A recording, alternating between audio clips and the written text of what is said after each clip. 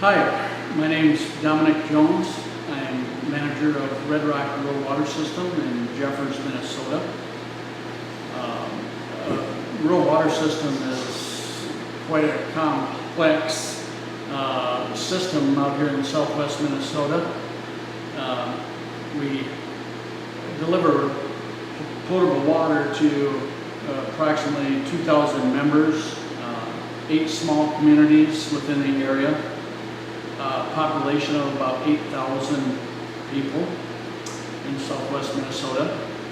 Our water lines are in portions of 8 counties, and Cottonwood County, where we're at today at our water treatment plant, is centrally located within our system. We have about 2,000 miles of pipeline. We have 2 water treatment plants. We have 4 water towers located just south of Jeffers, one at the city of Butterfield, one near Lakefield, Minnesota. And to give you an idea of the sense of geographic location, from Ballatin to Trimont, from Lamberton to just about the Iowa border. So quite extensive and somewhat complex system.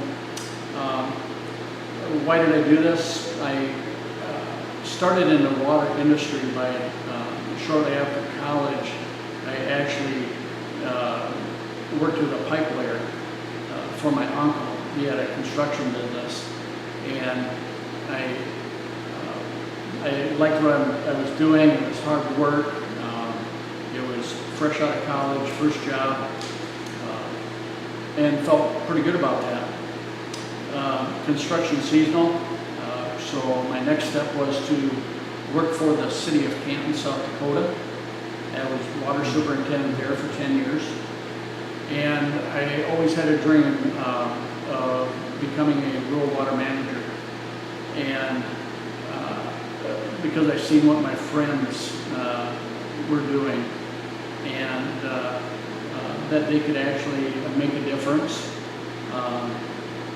in people's lives by getting them good clean water to drink and to serve their livestock and help other small communities. So in 1993 I made the move to Minnesota, myself and my family, my wife Barb and my 4 kids. And we came to Windham, Minnesota, where we're located at. My office is in Jeffers. And since that time, we've been actively pursuing the need to get good quality water and quantity of water to the people of rural Minnesota, and especially southwest Minnesota. We get into just a variety of different items here with distribution, construction, water treatment. Today we're at our Lake Augusta treatment plant, and we've talked about the purpose of this, and it's the water treatment plant actually removes iron manganese from the water, and we meet all Safe Drinking Water Act standards. Our water is tested by the state, which has programs administered by US EPA. Much as a municipality, only a much broader area. So the challenge is another reason. I think the challenge of this position and is sometimes overwhelming. You have to keep everyone's best interest in mind. You work hard. You surround yourself by good people. I've always said that I've got a great staff. I've got a great board of commissioners. We are governed by Minnesota Statute 116A, which is it's a lengthy enabling statute that allows us to own, operate, maintain a rural water system in Minnesota. And part of the challenges are in our geographic region is out here we're corn and soybean producers, and these people put food on the table for America. And in the middle of that, we have to find water supplies that are safe, and that's probably our biggest challenge here in southwest Minnesota, is finding good quality and quantity of drinking water. It's been a real challenge for the system that started in 1984, pumped its first water in 1985. And a small group of farmers got together and they needed water for their livestock, for that beef and swine production, turkeys, chickens.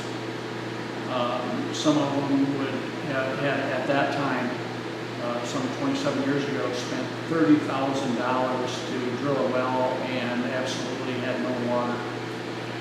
And the system then enabled and put itself together to help these folks supplying water to their livestock, and for it also has an impact on the cropping in the area. And generally, I think that is a better quality of life for the area residents. I think that's just super important, and I think that's what we're about. So we got 2,000 miles of pipe, and anybody who turns on his tap and doesn't get a glass of water on any of those 2,000 miles calls you and says, "What's up?" And we are on staff 24/7. We have emergency phone that's always carried. And if that situation happens, there's a problem with our distribution system. Be it a water leak or a pump didn't turn on correctly, or some oddity in the distribution system that failed. And 99.9% of the time, and probably even greater than that, you're going to have water at your tap, and drinking water, and good quality and quantity. On the rare occasions that we do have a leak or some different occasion come up, we respond immediately. You don't call your local well driller and say, "Come out and fix my well." If it's an ice storm and when you're without power, you still have water. We have elevated storage that through gravity helps provide water to you even at power outages. We have backup generators at a treatment plant in Wellfield, and so we're quite diversified to assure for the majority of the time you're going to have water available at your residence. Well, I mean, I toured the facility before we talked, and I have a sense that this is just one of quite a lot of technology that you're in charge of. Yes. Can you say a little bit about your training, or your on-the-job training, or your education, or how you got to the point of being able to manage this enormously complex bit of technical stuff, which goes from ecological engineering, handling what happens to fields of corn, to high-powered electrical stuff, to chemical stuff. I mean, there is hardly a field that people study in the Institutes of Technology or the engineering schools that isn't well represented in this operation. All of what you said is so true. You've got to be diverse in your education. I'm very proud of the fact that I've worked from the bottom up. It's something that when you started digging the ditches, you've seen that part of the construction. My college was an AA degree from a junior college, and from there it was 10 or 12 years of really hands-on physical work in the trenches, water superintendent, starting to make those judgment calls, knowing your facilities, all the electrical, the finances, the budgeting, working through that process. And once this job became available, and I applied for it and got the call that I could, my new start is here in Minnesota. Um, that's when the training really started. On this particular, the past 19 years, has included countless training sessions with a lot of agencies, a lot of federal agencies, a lot of state agencies, and local agencies. Minnesota DNR, Department of Health, a big educational help with Minnesota Rural Water Association. We continually go to Gopher State One call sessions. We're politically involved in tracking our legislative session, both state and federally. And so it's just the experience itself is a lot of on the job. Take advantage of the educational seminars that happen in our field, in our industry, and hire good people to surround yourself. Yeah.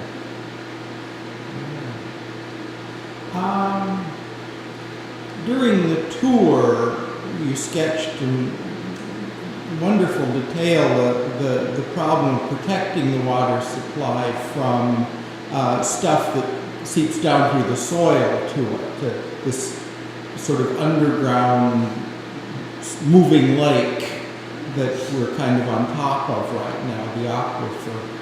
I wonder if you could just summarize what the problem is of keeping the aquifer clean and 10 years, 20 years, 30 years into the future. I believe that's our number one priority in southwest Minnesota, is finding a good water supply and also protecting it once you find it. And we are fortunate to have two good aquifers that we're utilizing in southwest Minnesota. One is the Des Moines River Aquifer, and here at the what we call the Lake Augusta Aquifer. A brief description would be that this aquifer is in a sensitive area. It is some 90 feet in depth, generally sandy gravel from top to bottom. So it is sensitive.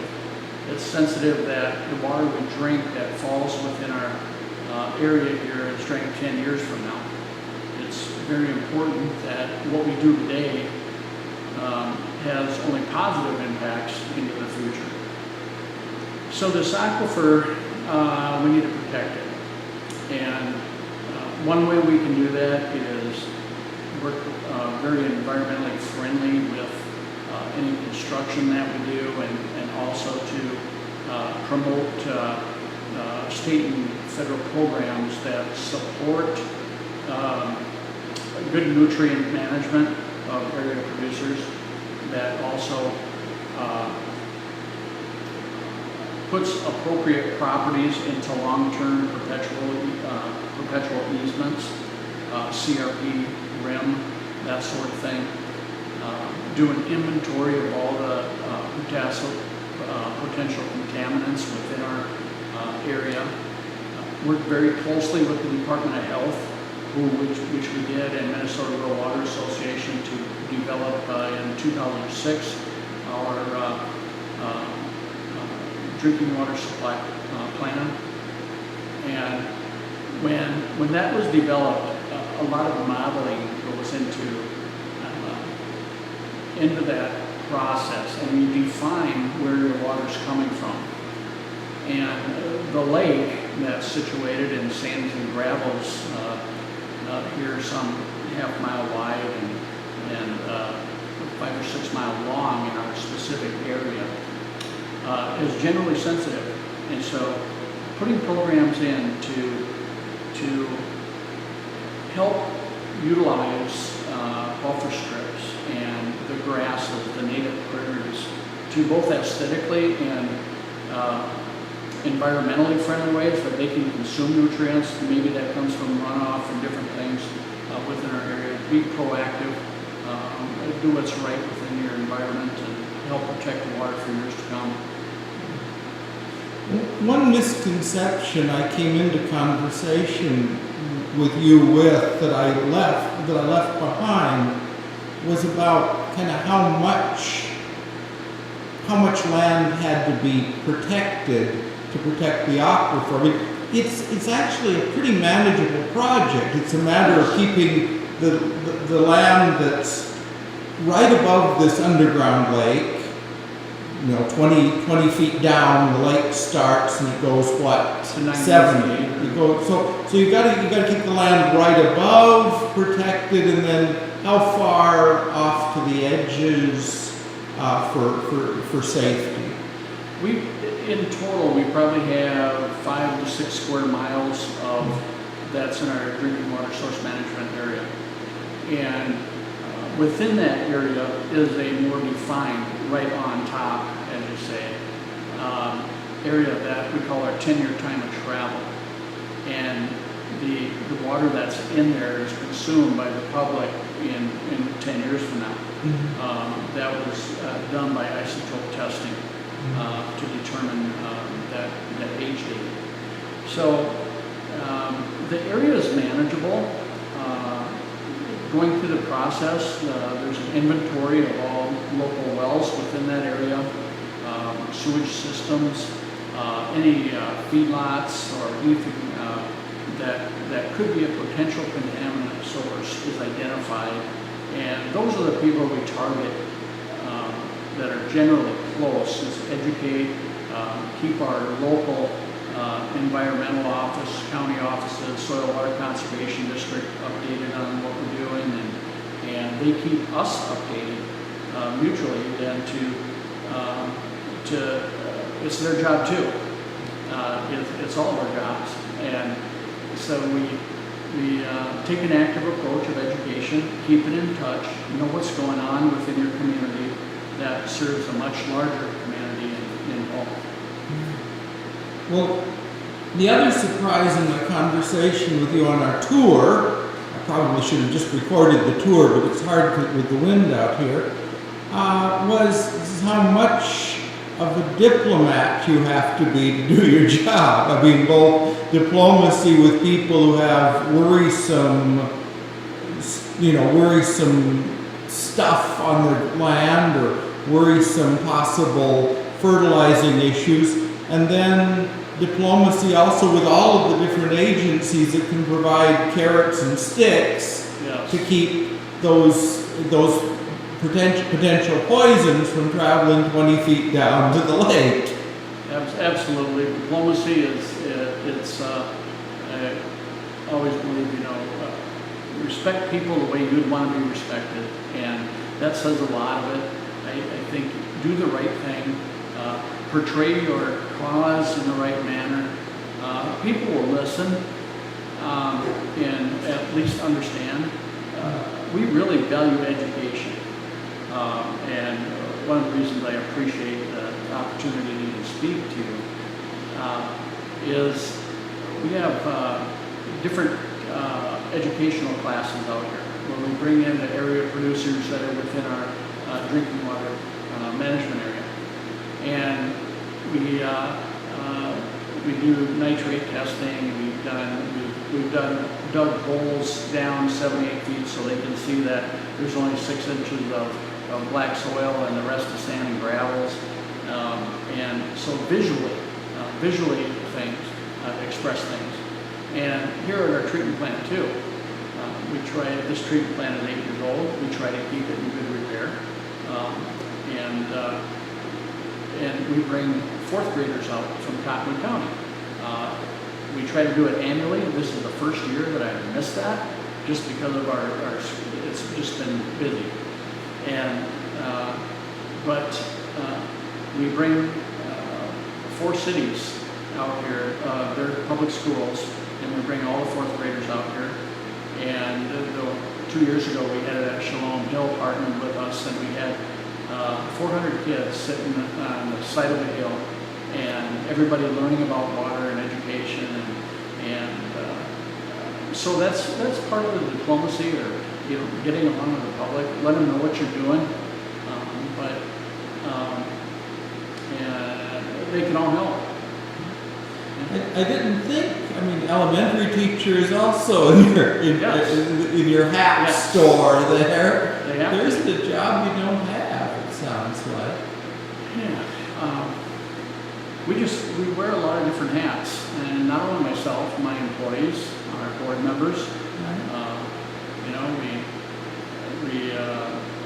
we like to be politically correct, but we also express our opinions when it comes to legislation and what we think is the proper use of federal funds or policies that affect the public and other rural water systems.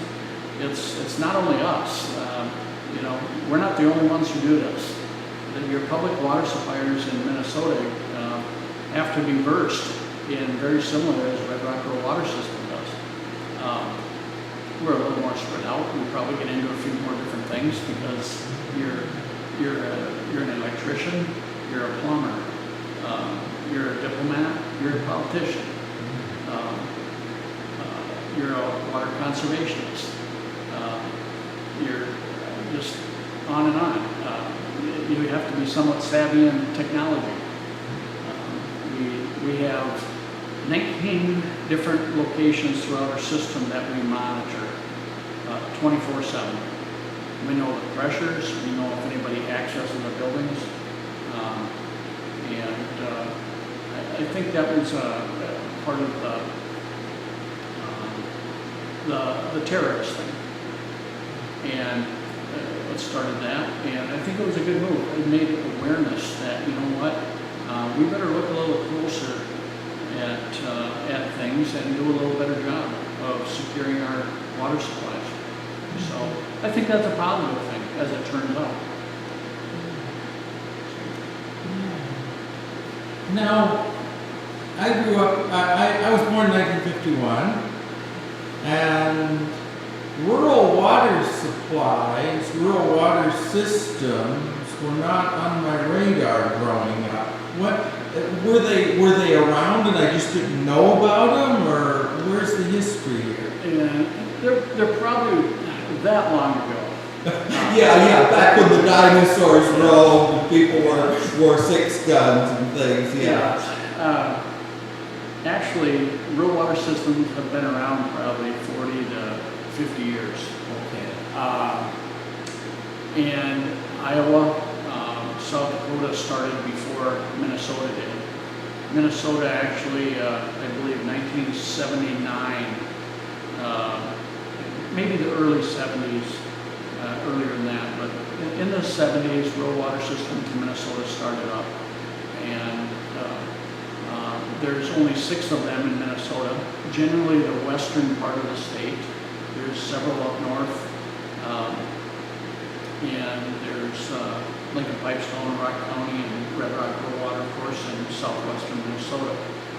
And it's all based on need.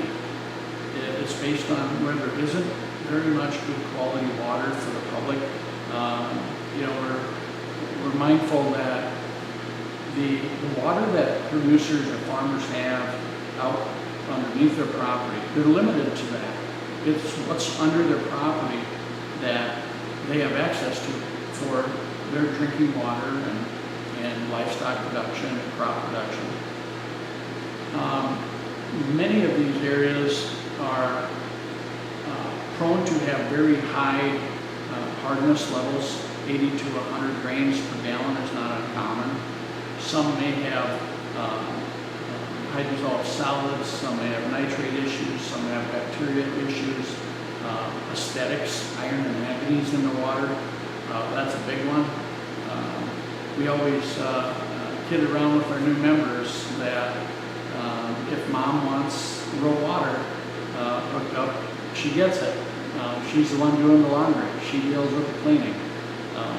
You know, and so it's typically the large percentage of our members are signed up by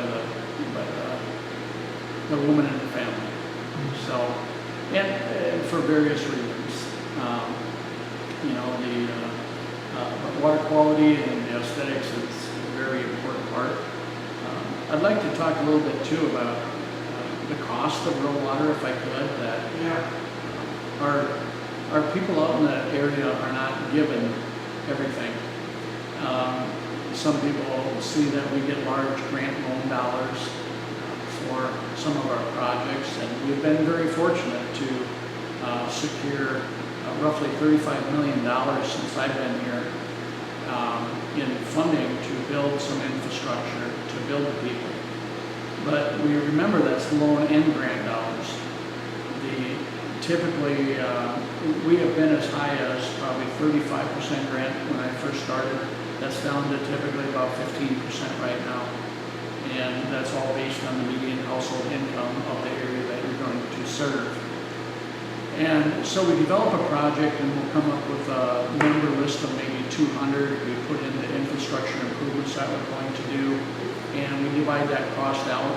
That cost is able to be, the loan dollars of that project then is able to be placed on their taxes as a special assessment. Each of these owners commit or have committed large sums of money to get hooked up to rural water. It started in 1984 with approximately $7,500 was a hookup cost to get hooked up and turn the tap on Red Rock. Today's cost is $16,000. So if we have someone who gives us a call, and it happens daily, that we get calls to our office for need or questioning on how can I get rural water, they call up and we explain that it's, the minimum is $16,000. And of that, we can place $12,000 of it on your taxes as a special assessment. And that doesn't pay for the water. That's not the commodity charge. And our water is still, in the scheme of things, relatively cheap because our minimum is roughly $25 a month. It includes no water. Our water is sold then for $2.65 per 1,000 gallons. So a family of 4, depending on if they're boys or girls, at home taking showers, can have a bill of $40 to $50 a month added on to that. So, you know, they're paying for the service that they get, and it takes money to operate these systems. It doesn't happen on its own. I'm trying to understand what the situation was before, you know, where there isn't this sort of setup, or before there were any such setups. People had their little postage stamp land, and it was luck whether their wells drilled there would get what wells drilled there would get. Are those wells that were drilled like 40 years ago all around here? Everybody had one. Are they drilled down to the aquifer you're reaching, or are they getting shallower stuff, or what's going on there? Not very many of those wells within an aquifer exist. They have generally been sealed. We did an inventory search. Any non-active wells is, we worked with Contaminant County, went in and cost-shared and had those wells sealed, so we don't have a contaminant source immediately within our aquifer. Throughout the area, under the postage stamps, if people would come in and sign up for rural water, we built the service to them. We explained to them that we cannot mandate that they seal their well. However, we do say that if it's not an active well, if you don't keep it usable for watering your lawn or garden or for whatever purpose, then you need to seal it. And seal it within 1 year is our guidelines. And they also have to provide, or we provide cross-connection control. We don't want anybody who has an active well to have their well attached to our system. That would be a cross-connection, and theoretically their water could come back into our system. That's not a good situation. And so when we leave a property, it has to be a total physical disconnect from their source to our source when we leave that property. And that's mandated by Department of Health also. So, and that's a good policy. We also provide check out situations that individual service lines, so water cannot. It's mechanical. Mechanical things can fail, but we do have them in, so water should not ever feed back into our system. So these folks that were out there in the rural areas had, when the thing started with a well that maybe it was 200 foot deep or 500 foot deep. Some drilled through rock, very expensive. That's part of our name. The Red Rock Ridge is just to our north, and some of those folks out there had very expensive wells that tried to find rock fractures and drill into those that were water bearing. It would be a very hard water. Thousands and probably millions of dollars has been spent in the past on home water treatment devices. As you may have a softener at home, a lot of people had reverse osmosis within their home to treat the water that was underneath their property. Very expensive and limited supply that you can get out of those units. And so they were bound by the water that was underneath them. So, and they were drilling a whole lot deeper than you are. Generally, yes. Generally, they're drilling down to a whole lot harder water. Than you have access to. Yes, our water is it's a newer water in terms of age, and it's about 22 grains hard. The water in some of the deeper formations typically is harder. It's had more contact time with the elements, and the water has absorbed that and carry that characteristic then when you pump it. And you may have a lot of solids in your water, iron, rust, what have you. Another topic, if I could touch base on, would be what we do with industrial supplies. Oftentimes I'm questioned on do you furnish water to like beef packing plants, or in my example is ethanol production. And we don't have a lot of industry, but I do remember my first involvement. It was 1999, I believe, July 4th, and an ethanol plant it was very hot. And the ethanol plant needed water. With the humidity and the hot weather, their demand for water in the cooling system increased, and they were short. And so we built a temporary use emergency connection to them to help the ethanol plant and the regional farmers in Hull that depend on that for part of their livelihood. And we built that emergency connection to them. And we supplied about 100 gallons a minute to that facility for a couple weeks until the weather calmed down, a little cooler out, and they could keep up. This ethanol producer was, as we learned that in the past, and we've made tremendous strides since, that you could use from all the way from 1.5 gallons to 3 gallons of water for each gallon of ethanol produced. And if you have a 80 million gallon a year ethanol plant, and you're using 3 times that amount, is 240 million gallons a year of water. And people started recognizing that. And around Minnesota, if we're going to be a leader in ethanol production, we need to do our part to conserve water.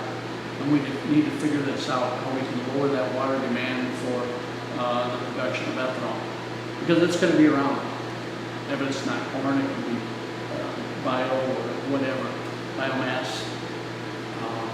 And so we, with our local ethanol plant, they did their part. They started to conserve water. started to get that lower, but still using a tremendous amount of water. And that water happened to be drinking water, purchased from the city of Windham, Minnesota. And I'm a resident of Windham, and so I had kind of two hats on, but the city of Windham was selling water, and it was a win-win for everyone. We purchase water, Red Rock does, from the city of Windham. They have very similar water, good people, good administration, generally good, proactive in developing business in southwest Minnesota. So it was a win-win thing that, okay, we're going to sell drinking water to the ethanol plant for ethanol production. That was fine until the time that the aquifer started lowering because of all that heavy demand placed on it by ethanol production. And it was, okay, we have to find a way to get that down to something manageable for water use. Because in my mind, it wasn't fair to the public that we were utilizing drinking water for ethanol production when it's that short supply in southwest Minnesota. So we became creative and we said, you know what? Maybe we could find an alternative water source for this ethanol plant. Something that is not drinking water. And we located a spot. It was some 11 miles away from the ethanol plant. But we believed, Red Rock believed, the city of Windham believed, the DNR believed that maybe it was the right thing to do. And we took the initiative and we drilled 2 production wells. Red Rock did. We orchestrated the building of a large diameter pipeline to the ethanol plant from this source. The source happens to be by a county landfill. Something that we're not going to drink. It was very good water. But aesthetically and taking the risk on that site near landfill, we knew we wouldn't have political backing to utilize it ourselves from people's concerns, but why not use it for ethanol production? The line was built, the wells are being utilized, the ethanol plant went to zero discharge on their water. It has been an absolute, in my mind, perfect ending to the story. And so we've saved 120 million gallons a year of drinking water, which now can be consumed for our daily needs. That's a great story. Now, I got to check on one aspect of it. I mean, when you say we found this water, I have a picture about it. Now, in my part of the country, they find water with forked sticks, and apparently it's a pretty good system. But do you have a lot of elderly, psychically talented employees with forked sticks wandering around? It was a little more advanced than that. Okay, but how much do we know, and what kind of things do we know about what's down there where? Is it mapped? Somewhat. It happens, this location happens to be upstream of one of our facilities, about 2.5 miles. And it's in an area that there was past information available that it could be a target supply. And I knew that before we started. Before you mention ideas, you better have information to back you up. And so we knew the source was there, but of course you have the other part of our job here, land purchase, easement acquisition, permitting. So working with MPCA, the DNR, we did pump tests. We pumped those wells at about 1,000 gallons a minute, I believe. They were discharged a half mile away, so we didn't get recirculation because it's sand and gravel from top to bottom, another one of those sensitive areas. And So we knew it was there, we knew it had potential. So then you start with your willing partners investing in that idea. It starts with the idea. People, don't be afraid to express your ideas. Not all of them work out, but sometimes they do. Sometimes it's the right thing to do. So, am I getting it straight? The right way to find out if there's water under any spot of land is to drill a hole? Unfortunately, that's mostly correct. There has been large scale test drilling done. Anyone in the public can access the County Well Index files in the state of Minnesota, CWI. And on that, it's a history of drill logs that were submitted. And that became along not too long ago that all drillage logs are have to be gained and given to the Department of Health. So there's an interactive site that shows you where all the historic drillings have been done to date. There's been large scale studies done by U.S. Geological Survey. Matter of fact, they did part of the study that identified this area. And so that study was utilized to develop this water source. They said they gave us an indication of a high probability area. And we took that and looked further into detail studies and test drillings and pump tests. Now, these test drillings, do they go as deep as it's economically feasible to pull water out? I mean, as I can think of a test drilling showing some kind of a modest aquifer at 20 feet, do they then keep going down to see if there's an interesting thing below that at 100, or do they go below that? We have in this area. We went till we hit Red Rock. You'll go through the aquifer formation, and you'll hit clay. And normally, when you hit clay, that's it. There's nothing of value below that in our area. Mm-hmm. And eventually, then you'll hit rock. Mm-hmm. So, in this area, it's pretty well identified. We've drilled in some areas where we went 400 feet, 500 feet to see what's down there. You'd go through maybe a real narrow aquifer area, maybe 5 feet of sand and gravels with water-bearing formation, but you didn't know what was below it. So the question's always there. And it's when you're there and you set up and you're just exploring for water, you better go deeper. I think we've found most of the shallow stuff, and I think the day is coming. Maybe we have to treat a less quality raw water into something that people can consume. I mean, getting the minerals out of it, but that comes at an expense too. Yeah. That comes at a huge expense, because when you take chemical or when you take what we consider contaminants or aesthetically sulfates, any nitrate, anything that we remove now, what are you going to do with that? You have to have a receiving water to take that, okay?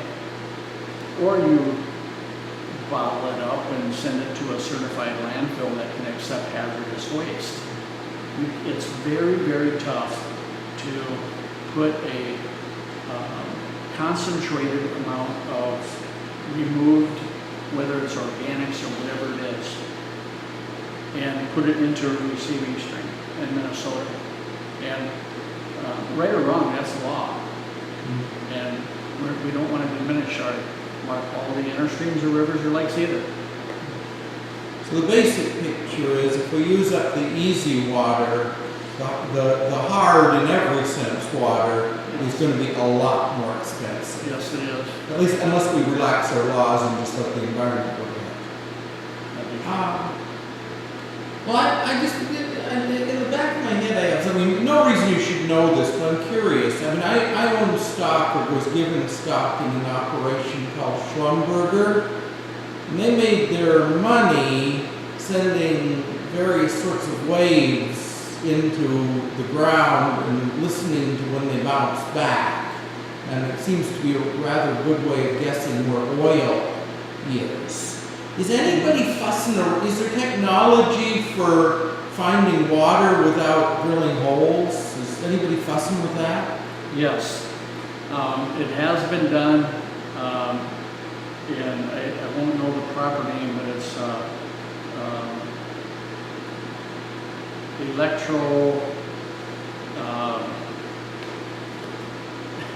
pardon me on that one, folks. I don't know my way around either, but it's being done. Resistivity testing. Uh-huh. Okay, where it shoots that signal and it'll bounce back and it'll show you whether it's a potentially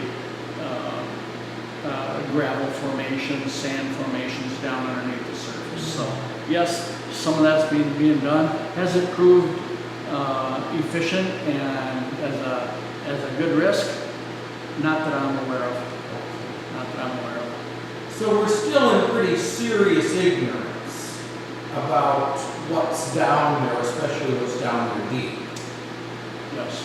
And we're more ignorant in some areas of the state than in other areas. Mm-hmm. And southwest Minnesota is one of the lucky areas where we're not very ignorant about what's down there, yes, say, we know it's limited. Feet. We know it's limited. We're not like the eastern Minnesota, or even at the cities and around the metro area where you can drill a well and you can have water. We're not that fortunate here, and especially in the quantities to supply communities. Very short in this area. So, are the big water users, and ethanol is one of them, and I'm thinking 3 or 4 others, are they paying full cost for the water they're using? When we evaluate our water rates, we try to be very fair to both the mom and dad at home retirement situation versus the larger livestock producers. And so we set our rates at a rate that is fair to as many people as we can. When you start using 200,000 gallons of water per month as a livestock producer, and you have a water bill of $700 or $800, that's a pretty good chunk of change, and it affects them.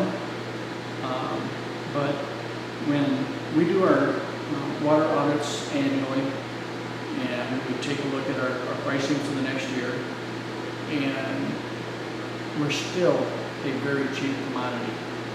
If you're talking, water at the tap delivered to your residence for $40 to $50 a month for a general household, wow, that's cheap. And especially and I'm guilty of it myself. I'll buy a bottle of drinking water at a store for $1 for a pint of water, and we're selling it for $2.65 for 1,000 gallons delivered to your doorstep.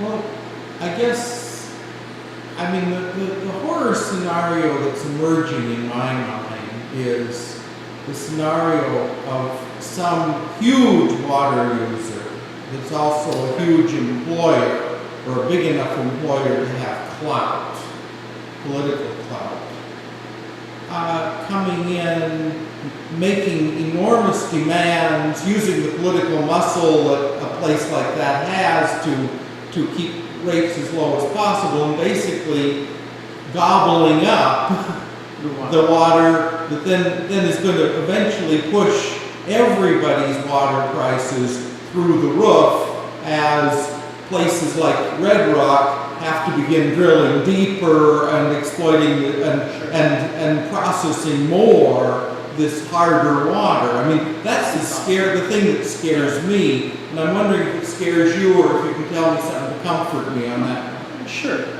I think it's always a concern. It's a concern whether in the dry weather we have right now, is it affecting our aquifer? I'm surprised you haven't asked that. But our water table has been stable. And we took that risk. The system took that risk 27 years ago. And they had hydraulic modeling done. They knew the answer before they built the system. They knew that this water aquifers would sustain itself, just as in part that we did at this source. We tested it, we modeled it, we did drought conditions predictions, and that it would sustain itself. And this facility is permitted up to 290 gallons a year. Our other water source is 165 million gallons a year. And we get close to probably utilize 80% of that water that we're permitted for. If you have that large producer that comes in and says, well, I'm going to drill a well, I'm going to be within your aquifer, I'm going to start taking some of that water. The Minnesota DNR has a checklist of items that any high production well has to go through, which includes the 30-day pump test to see what effects that well will place on an aquifer. They are very much doing their job. People's opinions of the DNR vary across the state. All the DNR. Well, remember, folks, there's so many different divisions of the DNR. And we deal with the Division of Waters. And they're the folks that come out and hand in hand, you work through the process together. If you're putting in a large production well, you work with the DNR. They're not going to let you take excess water that's going to put other people in jeopardy. They monitor that. And there's good record of that. And they're becoming more efficient at that. With the technology that's there. It protects public water suppliers like us. And they battled against some of the larger consumer groups or businesses. And they said, no, the water's not there for you, folks. It might be today, but look out 10 years and it's going to deplete that aquifer. They have the modeling capability. They can look at that. They put their foot down, they put restrictions on. Public water supply is number one for human consumption. That's your number one priority in the state of Minnesota. And then it goes down from there through industrial business and agricultural. Irrigation is last, I believe,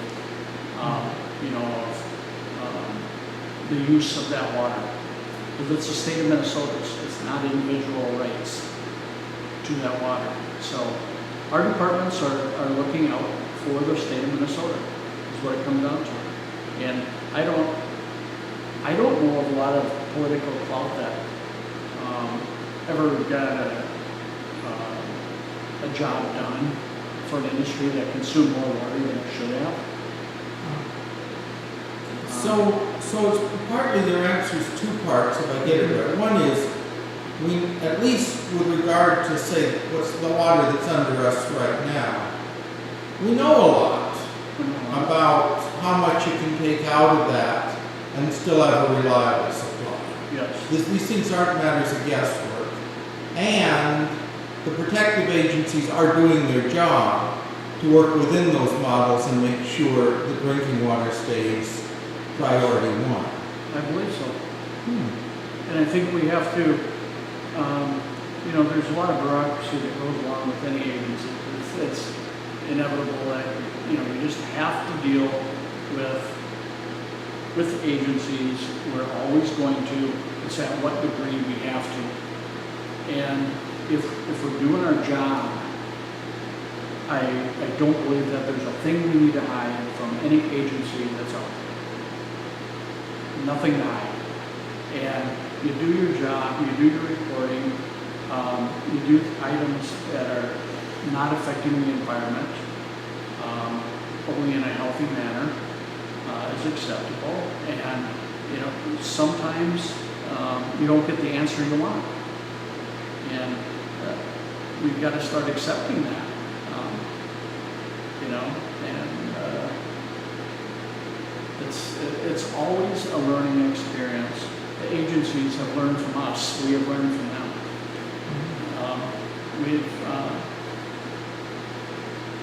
You have to take, you know, they're given a job to do by our elected officials. They're given that job. And I think we need to respect what they do. We have to ask questions. If we don't agree with it, we ask why. Don't, you know, I get somewhat some philosophy behind my comments sometimes too. But I think we have to understand that they have a job to do. And, you know, we have to listen and ask questions. Well, your picture's pretty rosy in a lot of ways. I mean, there's a competent way to run this thing, and you know how to do it, and it's working.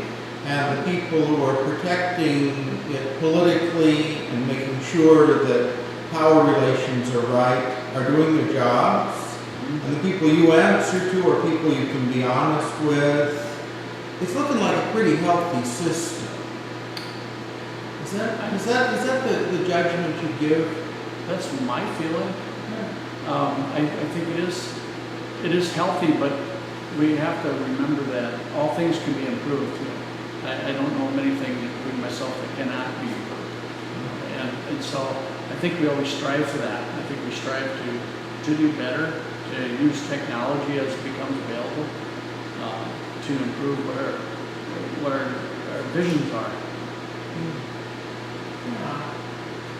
Here's a last question. This is something that bugs me. I mean, I got, you know, there are 2,000 miles of pipe under the ground, being susceptible to all the things that pipe's susceptible to. And there are a lot of big machines. This is a fairly young operation, this operation. In its first 10 years of maybe 40 of active life.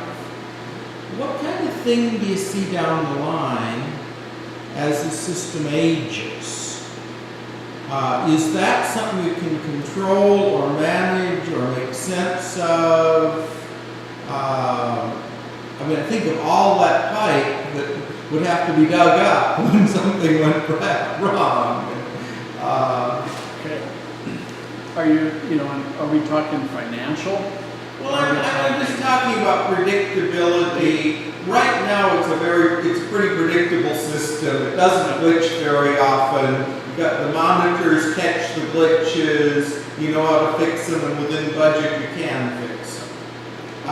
Is that something you can predict to continue through the life of the system? Trying to predict that is it's tough. However, that is where our long-range planning comes into effect. Our board and myself and my staff do, I think, an excellent job in trying to predict. Maybe not 40 or 50 years from now, but at least for the next 5 or 10.